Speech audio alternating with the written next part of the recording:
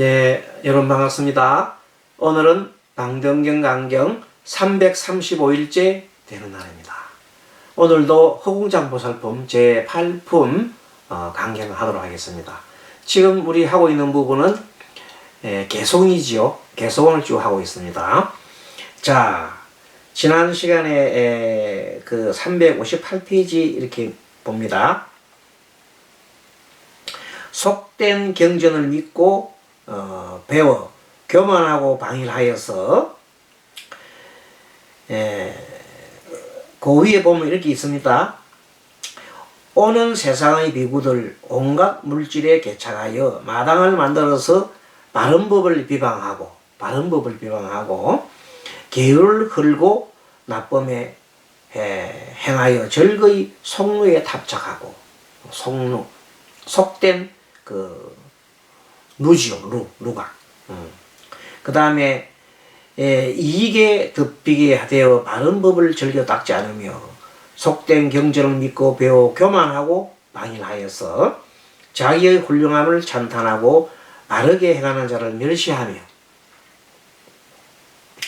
언제나 고요함을 버리고 시끄러운 곳을 즐겨하며 세간의 문사를 배워 나라는 존재에 개착하여 또 나라는 아상이 나오네요. 교화하기 이때 문사하는 것은 문헌이죠. 글과 말, 문사 글과 말. 교화하기 생각지 않고 지혜를 닦지 않고 자선을 버리고 앉아서 고요하게 참선하는 거죠. 삼보에 친근하지 않으며 아무런 죄가 없어 군당을 지어서 무리를 지어가지고 이익을 구하고 그 행동은 번뇌와 함께 다른 사람의 공양을 받기를 즐기며 번뇌를 여기지도 않은 사람들이 응공 마땅히 공양을 받아야 할 만한 사람도 아닌 사람들이 공양을 받으려고 하고 절거히 받으려고 하고 기가 차지요. 다른 일을 사랑하는 마음으로 보시함을 마치 자기 물질을 아끼다시피 하고 속된 집에 자주 드나들어 모든 세간의 일, 토지와 집이며 사업과 장사일을 말하고 이 수행자들이 그렇게 하면 안 되지요. 또 부지런히 이 식리를 구하면서 식리는 이 식자가 이게 쉰다는 숨을 쉰다 아니면은 휴식을 취한다는 휴식할 때 식자입니다. 그러니까 부지런히 식리 깨부리고 노는 걸 말해요. 깨부리고 노는 걸 구하고 그래도 사문이라고 지칭하면서 오만하게 물질에만 탐색하며 지금 이 내용들이 쭉 흘러가면서 이 내용들이 사실은 어떤 내용이냐면 불교사적인 내용과 맥락을 같이 하고 있습니다. 조금 더 읽어볼게요. 혼자서 오늘 공부할 거 359페이지 삿되고 험한 소견에 의지하여 성품의 공함을 듣고는 크게 놀라고 두려워하여 뒷세상은 장언하다고 말하고 아주 길다고 말하고 현재의 가보만을 구하고 법 아님을 법이라 이르거늘 이같이 큰 재하를 대표하고 나쁜 비구들과 마왕이며 또 마자들을 다시 이를 도와주며 지금 이런 내용들이 쭉 나오는 이 내용들이 무슨 얘기를 하고 있느냐면은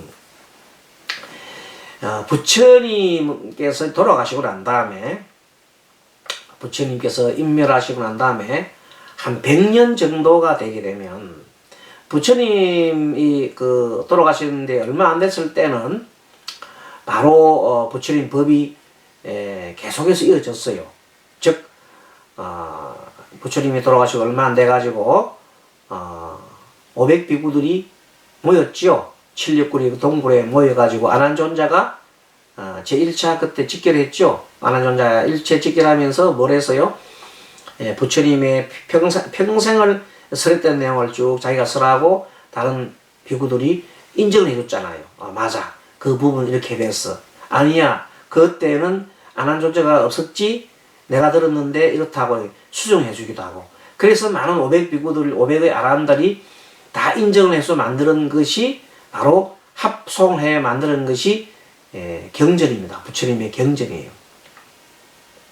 그것이 암경이라든지 그런 형태로 전해지잖아요. 또 빨리 경전은 이렇게 전해지고 있습니다. 근데 그 부처님의 가르침인 경전들이 거기서 합송이 됐다 이 말이에요. 그리고 또 우바리 존자가 부처님 당시에 부처님께서 이런 계율을 갖다 내렸습니다. 율, 이 교단을 유지하기 위한 여러 가지 규칙이죠. 그런 규칙들, 이런 율들을 쭉 부처님께서 하신 인정하시고 이렇게 하신 그 율. 그래서 그 율장이라, 율장과 경장을 이렇게 그때 1차 지킬 때 다 만들어진 겁니다. 그것이 쭉 흘러가다 보니까 100년 정도 지나니까, 자, 부처님 돌아가시고 나면 각각의 부처님 제자가 10대 제자가 있잖아요. 그 10대 제자의 또 제자가 또 생기겠지요. 그렇게 해서 1대 제자인 10대 제자가 다 돌아가시고 그 밑으로 있는 제자들이 또 제자를 치기 시작하니 한 100년 정도의 시간이 흘렀단 말이에요. 그러다 보니까 맨 처음에 이런 게 있어요. 부처님의 가르침, 특기 중에서 특히 율, 계율에 대해서는 이거는 조금도 이거는 예외가 있으면 안 돼. 예외가 있으면 안 돼 하고 주장하는 사람들이 나오게 됩니다. 그런 사람들 우리가 상자부라 해요. 상자부. 그런 비구들이 철저하게 부처님의 행하신 그 계율에 대해서, 그 쉽게 말하면 이제 하루 한 끼 먹으라 하면 죽어도 한 끼 먹어야 되고, 예외가 없이, 또 1인당 소금을 얼마나 주면 그 소금을 반드시 그날 안으로 소금을 먹어야 하고, 그 소금을 남기면 안 되고, 이런 식으로 뭔가 모르게 부처님 당시에 정했던 그 율을 그대로 조금도 어떠한 이런 예외도 없이 그대로 지켜야만 된다는 주장하는 사람들을 상자부를 하고, 그에 반해서 바라나시를 중심으로 한 비구들 중에 그렇지는 않다. 우리가 멀리 이렇게 정법을 하러 돌아오면은 오전에 갔다가 밥을 못 먹는 경우가 있다. 오전에 밥을 못 먹으면 하루 한 끼니까 오후라도 줘야 되지 않느냐. 그런 내용들. 또는 몸이 아파서 지금 시작한 사람은 미음을 끓여가지고 하루 몇 차례서 먹여야 될 입장이 있는데 그런 사람들은 예배를 해야 되지 않겠느냐. 뭐 등등. 소금도 몸이 아파서 지금 현재 소금 못 먹은 사람이 배급을 소금 받았다면 다음에 먹을 수도 있지 않느냐. 그런데 이제 그것이 그런 계율을, 자그마한 계율을 가지고 된다, 안 된다, 원칙을 지켜야 된다, 안 된다, 이것이 막 나오는 겁니다. 그러면서 결국은 자기의 생각에, 자기의 견해에 갖다가 딱 빠지는 겁니다. 생각에. 소굴처럼, 속을 아직 붙지. 내 생각에 빠져가지고 내가 옳다는 생각에 끊임이 없다. 사실 부처님께서는 꼭, 물론 하루 한 끼, 사시 먹는 거는 일반적 정했지만은, 부처님 당시에 어떤 농부가 소를 잃고 헤매다가 겨우 찾아갖고 매놔놓고 오니까 오후가 사시 때가 지났어. 그래서 들어오니까 부처님께서 그 배고픈 그 농부를 쳐다보고는 가만히 계시면서 설법 안 하시고 저 농부에게 하나 밥을 주어라 그럽니다. 이미 사시가 아니고 오후인데 저는 그런 경전이 나옵니다. 그런 걸 봐서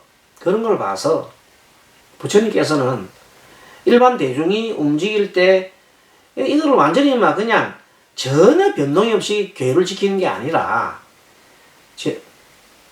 상황에 따라서는 그 배고픈 사람한테 밥을 줄 수도 있다. 그러면서 배고픔은 어둠의 고통이다. 고통 중에 가장 큰 것이 배고픔이 고통이다. 이렇게 얘기를 하면서 부처님께서는 그 농부에게 밥을 주고 밥을 다 먹고 난 다음에 법을 설하십니다. 함께. 얼마나 부처님께서 마음이 크십니까? 그러니까 그렇다 해서 하루 한 끼 먹는 거라 딱 두 끼 먹자 그게 아니고 상황에 따라서는 부처님께서도 그렇게 했으니까 그렇게 할 수 있지 않나 이렇게 이제 부처님 경제를 인용을 하면서 주장한 사람들을 대중부라 대중부. 그러니까 상자부와 대중부가 나뉘는 것은 이제 그런 견해 차이라는 겁니다. 그런데도 불구하고 이제 이 대중부는 주로 우리 서성은 이렇게 얘기를 했도다 하고 서성을 아사리라 그래서 아사리파라 그래요. 대중부를 아사리파라 그래요. 그래서 원론주의적인 원칙을 지켜도 원칙주의자들을 우리가 상자부로 한다면은 좀 이렇게 융통성을 가지게 된다고 생각하는 그 파들이 아사리파, 즉 대중부란 말이지. 이렇게 상자부, 대중부로 나눠지고 난 다음부터는 그것이 또 계속 분열하는 겁니다. 그래서 나중에 20개의 부파로 분열하면서 자고 나면은 이 경전을 읽는 게 아니라 우리 스승은 이런 얘기를 했다 하고 계속 자기 스승들 얘기만 쭉 하는 겁니다. 그렇게 해서 정말로 호딱한 부처님께서 내 생각, 나 아상을 버리라, 또 나의 생각을 버리라 이래 했는데도 불구하고 그때 부파불교의 성녀들은 자기 생각에 집착하고 자기 주장이 옳고 막 거기에 대해 자기 주장을 세우느라고 평생을 다 바치는 거예요. 심지어는 상대편을 죽이기도 하고 막 그러니까. 그러니까 그것이 불교가 아니잖아요. 부처님 가르침이 아니잖아요. 전혀 달라가잖아요. 그때 부파불교가 한 200년간 너무 어지럽게 됩니다.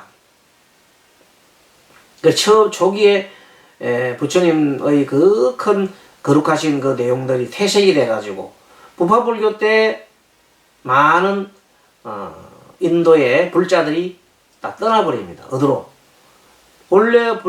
원래 인도의 그 종교가 이제 토속 종교 있잖아요. 그런 종교로 갑니다. 그것이 나중에 발달한 것이 힌두교로 나가는 겁니다. 힌두교는 본래 그렇게 해서 나간 겁니다. 그 전에는 불교가 아주 융성했죠. 자, 이렇게 해서 그 부파불교 같은 그런 나만을 생각하는 그런 무리들을 또 내 생각에만 적어서 물을 그 소굴들 같은 사람들을 뭐라고 표현하나 은근히 마왕 이런 식으로 표현한 겁니다. 그래서 대성불교는 그런 터전 위에서 발달됐고 이런 형 경전 방등경이라는 경전이 바로 그때 다 만들어진 겁니다. 그래서 방등경은 후대에 만들어진 것은 사실입니다. 그건 지금까지 역사학자들이 얘기하지만 그러나 그 사상이라는 그 내용들을 봤을 때에는 정말로 현재 이 시대에 새로운 시대에는 그 당시도 그렇겠습니다만은 정말로 중생을 구제하고 이런데 부처님의 삶과 똑같은 삶을 살아야 된다. 그게 앉아가지고 그냥 내가 옳리 네가 옳리 하고 그렇게 따지고 앉아있는 그거는 불교가 아니다 하고 경종을 울리신 겁니다. 바로 그런 대목이 지금 현재 곳곳에 숨어 있습니다. 이 내용을 읽어보면. 자, 그러세요. 삿대고 험한 소견에 의지하며 성품의 공함을 듣고는 원래는 성품이 공해 모든 것은 무상과 무하라 했고 그것을 공이라 그랬는데도 계속 그것을 깨우치지 못하고 그것을 앵무새처럼 얘기만 하고 지인은 스스로는 공함이 아니라 뭐 죽기 살기로 그냥 자기 생각에 매달려 가지고 우리 스승이 이랬다 뭐 또 누가 이랬다고 자기 생각에 매여 가지고 계속 벗어나지 못하는 소성의 무리들을 바로 뭐로 봤다? 이런 마왕으로 본 거예요. 자, 그렇게 봅니다. 경문은 동일하지만 나오잖아요. 경문은 동일하지만 이치를 설명한 각기 다르므로 각기 달라. 내 생각 옳고 네 생각 옳고 나간다. 자기의 주장 옳다 하나니 이것이 바로 그 소성들 부파불교의 하는 그 어리석은 자, 마땅히 그러하되 이걸 막 통렬하게 지금 현재 비난을 하고 있습니다. 모든 깊고 미묘한 경전은 해탈과 같은 것이거늘. 그러니까 이 대성경전에서 얘기하는 모든 부처님의 가르침은 어디로 통한다? 바로 어디로 통하고 있어요? 모두가 열반의 바다로 흘러가고 있다. 그렇게 얘기를 하고 있잖아요. 모든 깊고 미묘한 경전은 해탈과 같은 것이오늘 이를 가로막아 방해하고 또 천한 이를 말하되 나는 훌륭하고 너는 용렬함으로 훌륭함을 따라 과를 얻는다. 이렇게 주장하는 사람들이 누구냐면 쉽게 말하면 그 당시에 부파불교의 소성의 무리들 아니냐 이런 뜻입니다. 부처님 법 속에서 마땅히 이렇게 경쟁하리다. 부처님 법을 가지고 막 경쟁을 하는 거야. 이 시기 부파로 나뉘어가지고 막 죽이고 살리고 막 그렇게.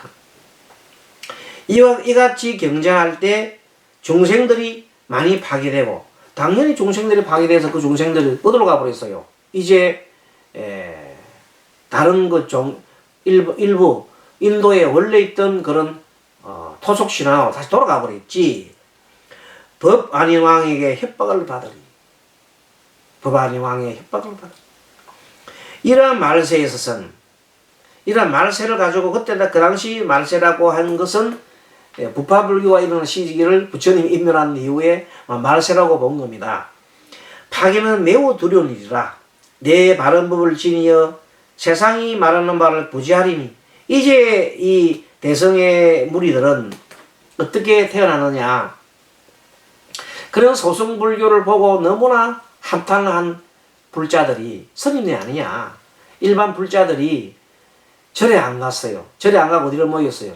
부처님의 사리가 있는 탑이 있어요. 탑에 모였어요. 절에는 안 가고. 탑에 모여가지고 탑 주위를 이렇게 돌면서 부처님을 생각합니다. 우리 서가세존께서는 이제 경전을 생각 말잖아요. 이래 하셨는데 지금에 있는 우리 스님들은 저렇게 자기 생각 옳다고 이 중생들 외면하고 돌아보고 있으니 우리는 누구를 의지해야 될까? 누구를 의지해야 될까? 해서 돌아가는 것이 바로 부처님의 마음으로 돌아가는 거예요. 그래서 그때부터 부처님 마음으로 우리 부처님 마음으로 따라가고 계속 부처님 마음으로 돌아가는 거예요. 그래서 바로 부처님 마음으로 바로 들어가서 들어가는 그 법을 일체유심요라 하는 그 말이 나오잖아요. 모든 것은 마음이다 하고 그러한 내용들이 바로 우리가 잘 아는 화엄경이라든지 이런 방등경이라든지 이런 경들이 바로 부처님의 마음으로 돌아가는 겁니다. 돌아가야만 하고 그 당시로 봤을 때는 그래야 그 당시에는 새로운 불교가 이런 대성불교라는 겁니다. 자, 그런 역사적인 내용을 보면서 보면 이 내용이 좀 더 잘 보일 겁니다. 세상이 말하는 바를 구제하리며 내 항상 자비한 마음으로. 이 자비한 마음이 뭐냐면 이 작은 이 소굴, 이 소성의 소굴이 아니라 대성의 큰 흑공 같은 이 공 같은 마음을 내야만이 자비로운 마음을 낸다. 하나 된 마음을 낸다. 서로 둘이 쪼개진 게 아니라 그걸 계속 강조한 겁니다.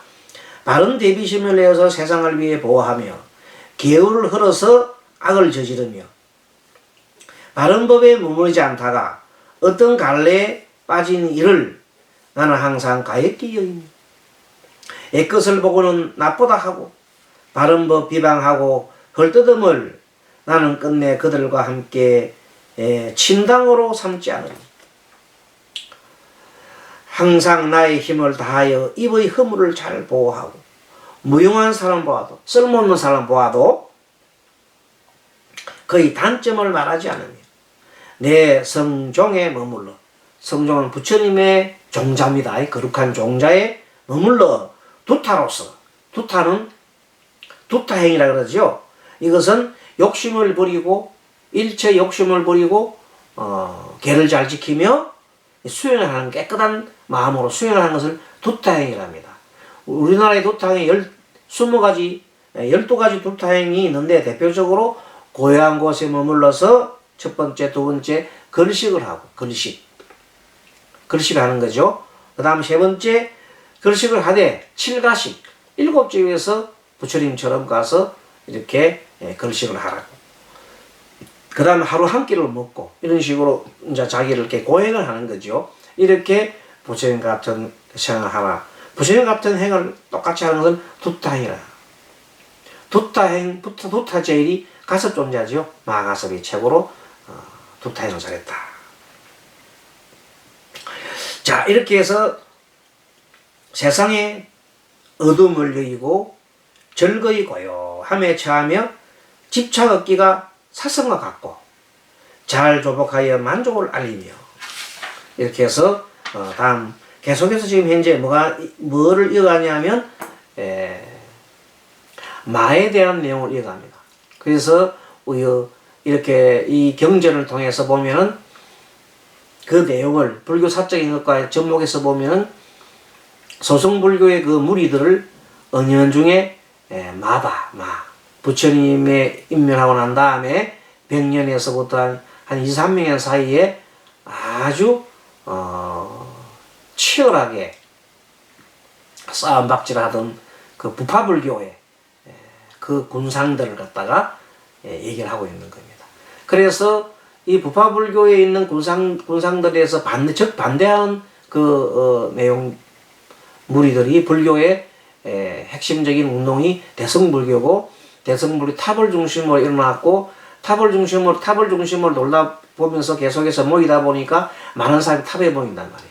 그 탑에다 공양물을 올리고 물도 올리고 그다음에 음식도 올리니까 그 공양물을 관리할 사람이 또 필요하잖아요. 그런 분들이 자연스럽게 나는 사람이 보디사트바라 그래요. 보살.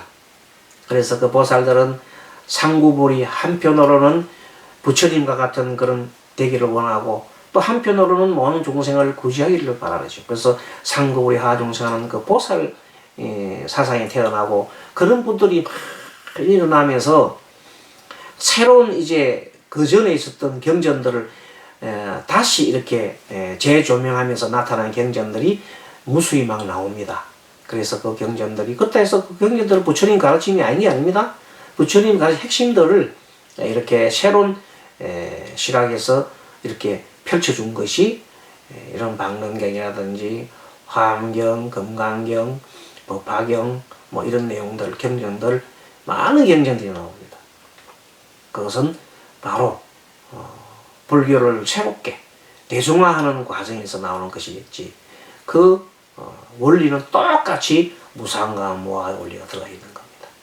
자, 오늘 여기까지 공부를 또 마치고 다음 시간에 뵙도록 하겠습니다. 여러분 수고하셨습니다. 와하반야바라미.